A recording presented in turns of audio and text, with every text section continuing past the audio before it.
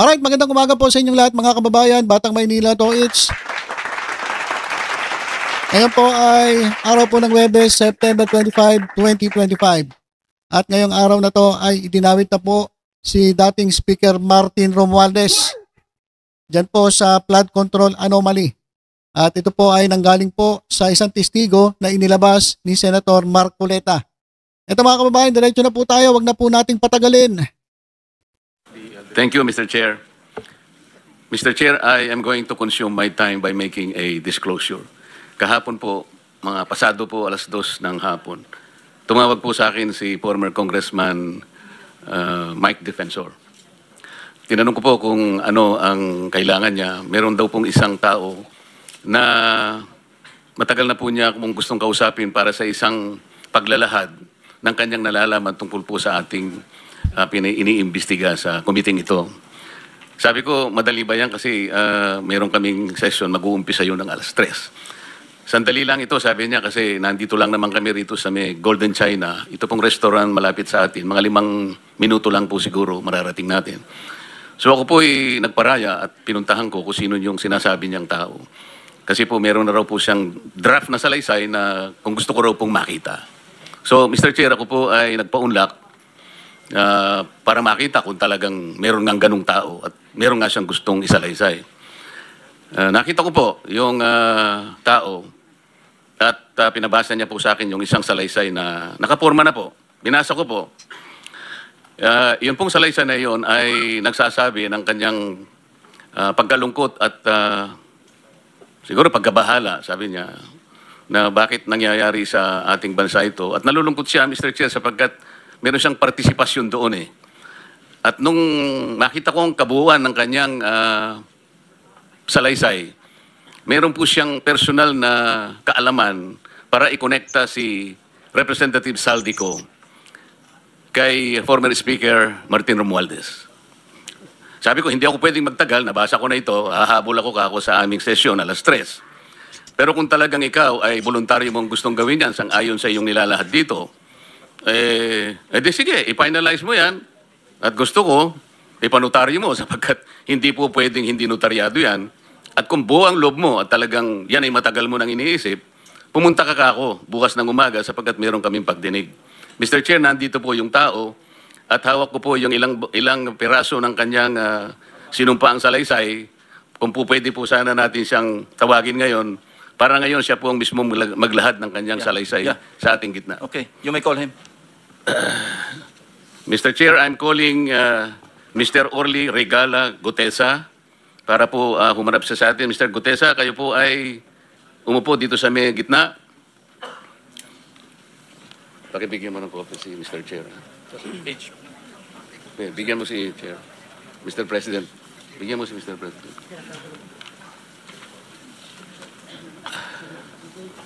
Manatili ka muna nakatayo kasi nanunumpa ka.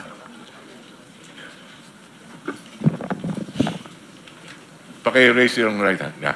Do you swear or affirm to tell the truth, the whole truth, and nothing but the truth in this proceeding?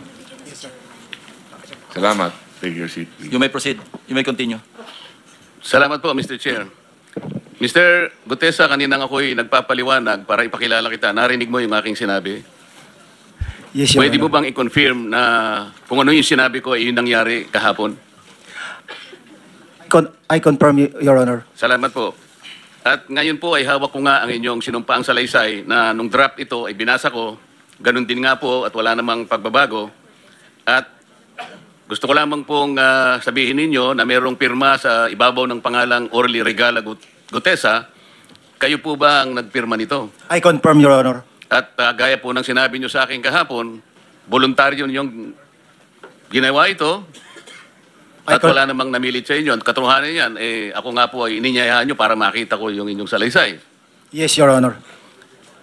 Ito po ay pinanotaryo ninyo. Nakikita ko rin po. Totoo po ba itong notaryong ito? Totoo po, Your Honor. Okay. Ngayon, kayo na po ang magbasa para sa ganun ay marinig po ng buong kapulungan. Pwede po niyong basahin ang inyong salaysay. Maraming salamat, Your Honor. Mr. Chair, can he proceed? You may proceed. Ako po'y nagpapasalamat sa pagkakataong ito. sa Senate Blue Ribbon Committee, Senador Ping Lacson, sir. At sa iba pang member na nandito po. Ako po si Orly Gutisa, may asawa, nasa tamang edad, Pilipino. Makatapos makapanumpa na ngayon sa umiiral na batas ay nagsasaad at naglalahad ng gaya ng mga sumusunod. Ako po ay lumabas upang magsalita sa isyu na ito. Bilang isang dating sundalo, inaalay ko ang aking buhay para sa ating bansa.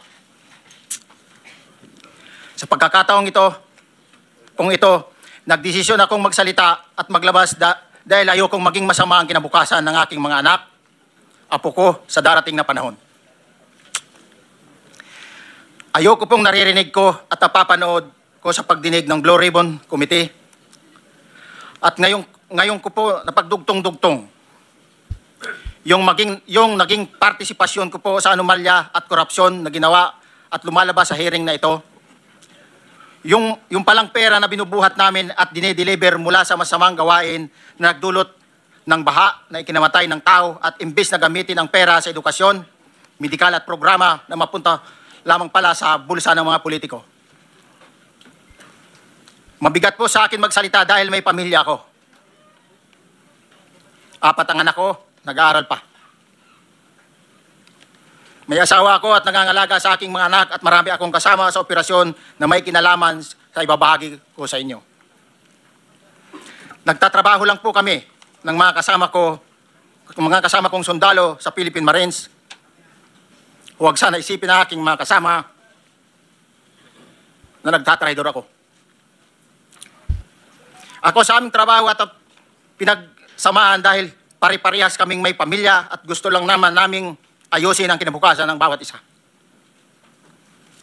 Wala akong iniisip na kapahamakan para sa kanila bagkus ang gusto ko lang maayos ang kinabukasan ng bayan at lahat kami. Noong December 5, 2004, na-hire ako bilang security consultant sa Ako Bicol Party List or AKB kay Congressman Saldico. At nasimula ang duty ko kay Congressman Saldico. Bawat umaga, nagre-report ako sa BGC sa Horizon, sa Bonifacio Global City, kung saan nakatira si Kong Saldico. Tuwing may duty at detailed ako sa basura, it means itong basura, ito yung box ng pera na pinag-uusapan natin sa kasalukuyan. Mr. Gutesa, mag-stick ka lang sa binabasa mo. Huwag ka nang nag-a-adlib. Kung ano yung nandito, basahin mo lang. Yes, Your Honor. Tuwing may duty detail ako sa basura, pumupunta kami sa 28 Ladybug Corner, Dragonfly, Valle Verde 6, Pasig City. Tagabuhat lang ako ng malita ng basura. Ang ibig sabihin ng basura ay malita na may lamang pera. Ang bawat malita ay may lamang humigit kumulang 48 million pesos.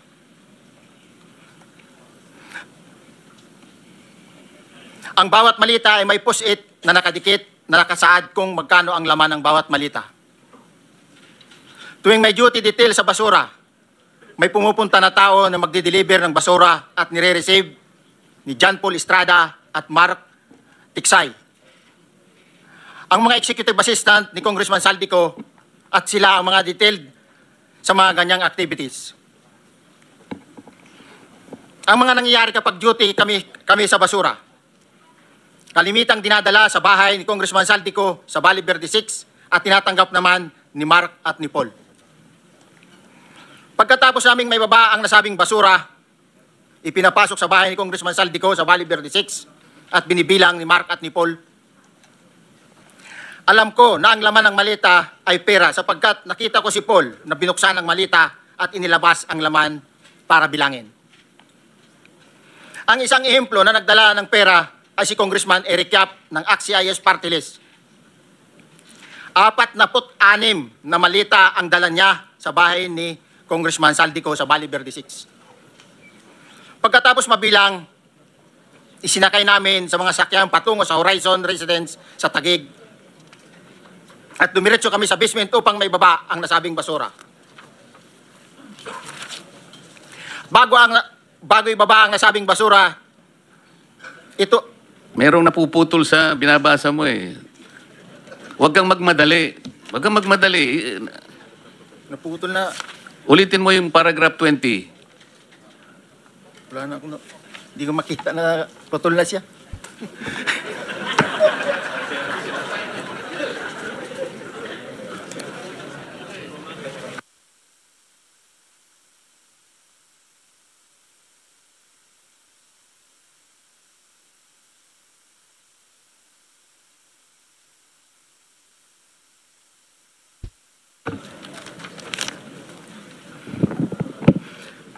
Pagkatapos, mabilang ang sinasakay namin sa mga sakyang patungo sa Horizon Residence, Taguig. Pagdating sa Horizon Residence, dumidiretso kami sa basement upang maibaba ang nasabing basura at dalhin sa unit ni Congressman Saldico sa 56th floor sa nasabing lugar kung saan siya nakatira. Bago ibaba ang nasabing basura, ito ay bawas na. Halimbawa, nag-akyat kami ng 46 na malita. Ibababa lamang namin ay 35 malita para i-deliver sa bahay ni House Speaker Martin Romualdez sa 42 McKinley Street, Taguig. Ang labing isang malita ay naiwan sa taas ng 56th floor sa Horizon Residence. Humigit kumulang 3 beses ako mismo ang nag-deliver ng basura sa bahay ni Congressman Saldico, sa Horizon Residence at sa mga bahay ni Speaker Romualdez sa 42 McKinley Street, Taguig. Mas maraming pagkakataon na nagde-deliver kami ng basura sa bahay ni Speaker Romualdez at sa bahay ni Congressman Saldico dahil iba-iba kaming mga nakadetailed na close-in, backup at advance party na nagkakaroon ng rotation. Sa huli, ako po ay nagnanais na mapasailalim sa Witness Protection Program dahil alam ko po nanganganib ang buhay ko at ang aking pamilya sa ginawa kong paglalahad na ito. Sa katotohanan na ang lahat ay nilagdaan ko, ang salaysay na ito ay kusang loob at walang anumang pamimilit at bunsod lamang ng hangarin matulungan ang ating bansa. Ito po ay nilagdaan ko, Your Honor. Thank you, Orly. Before you proceed, meron lang ako papakitang litrato sa iyo, no? I-confirm mo, kasama na rin si Bryce, kung yan ba si Paul na binabanggit mo. I confirm, Your Honor. Yun nga po, Your Honor. Siya po. Okay, so, yeah, for the record, andito po yung litrato nung binabanggit na si Paul. Ang pulyado nito.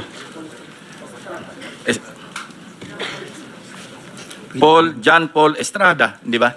Yes, Your Honor. Oh, sige. Thank you very much. You may continue, Senator Marcoleta. Thank you, Mr. Chair. Mr. Gutesa, dito sa iyong paglalahad ay gumawa ka ng isang paghalimbawa. Inihalimbawa mo si Congressman Eric Yap. Ngunit isang tagpo lang yun eh.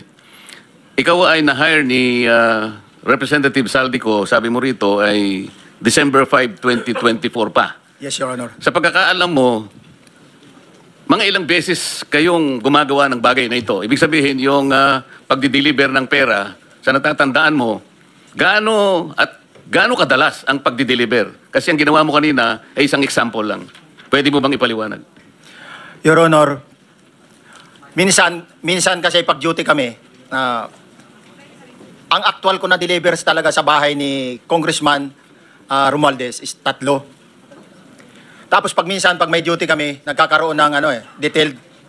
Minsan namumonitor ko doon sa group chat namin, may basura tayo deliver. Minsan namumonitor ko siya is 3 times a week ang delivery doon sa Forbes, sa bahay ni Kung Romualdez. Yung pera minsan nanggagaling lang doon sa Horizon sa taas, ibinababa.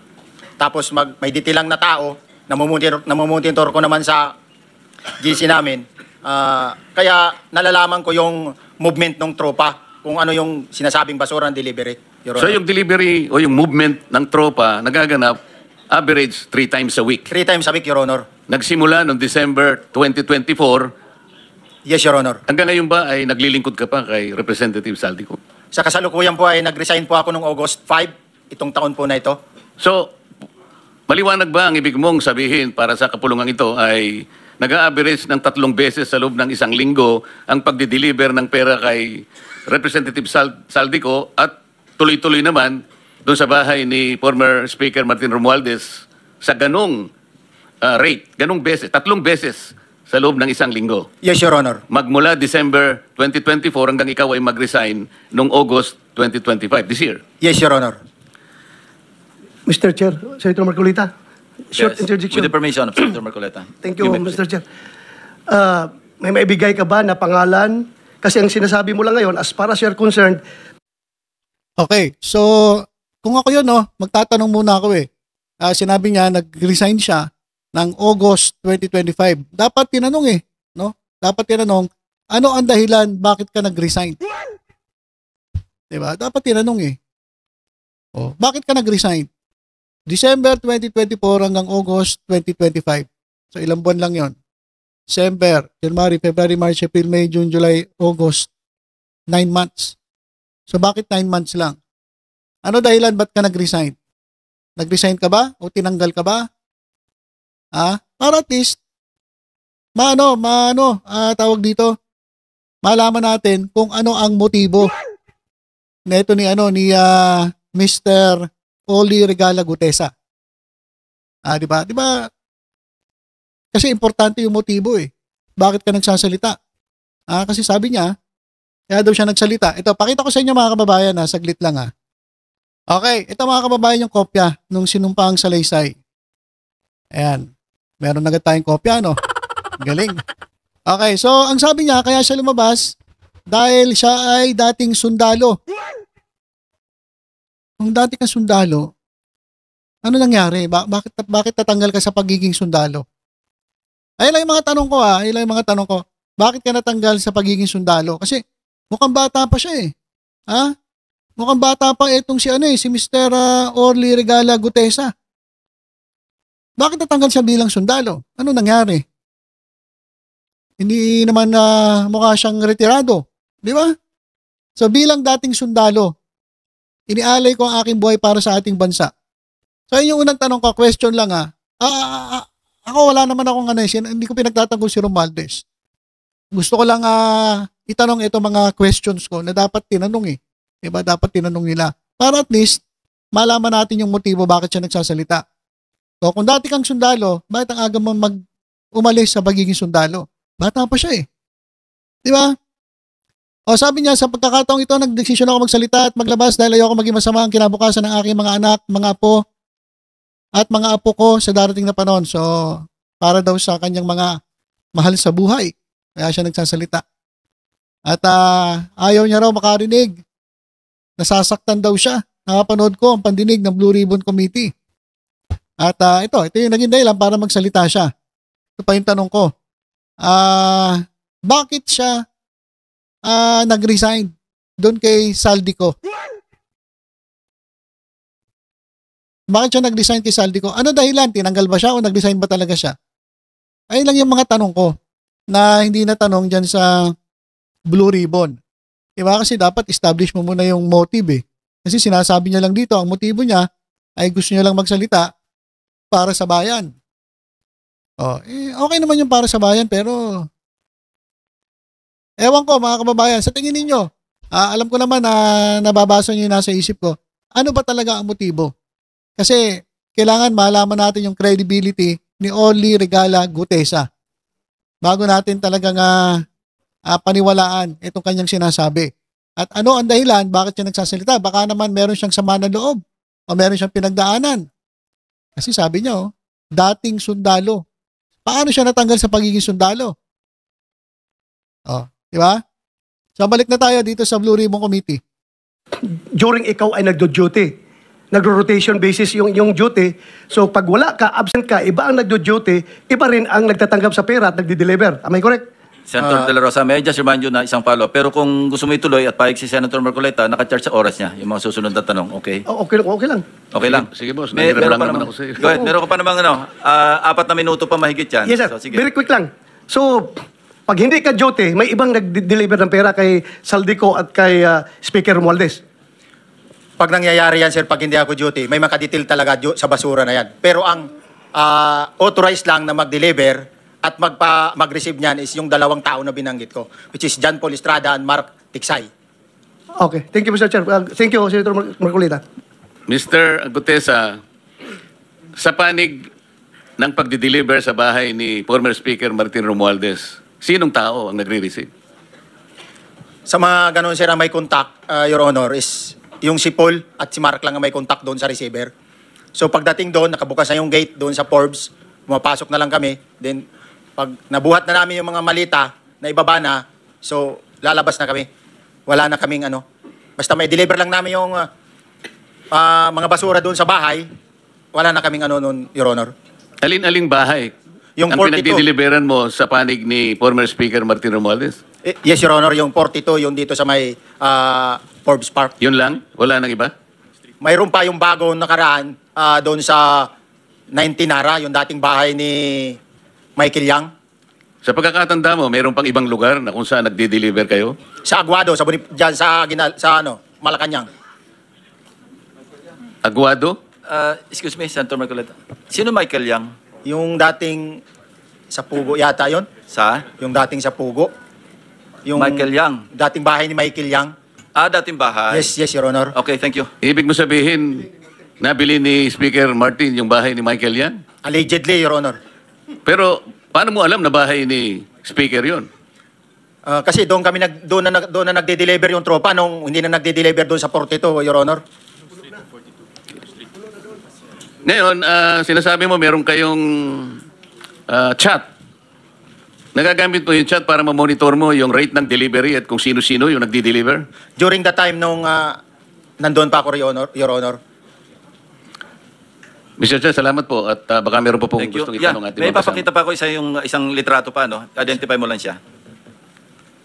Sino yan? Mark Tiksay, Your Honor.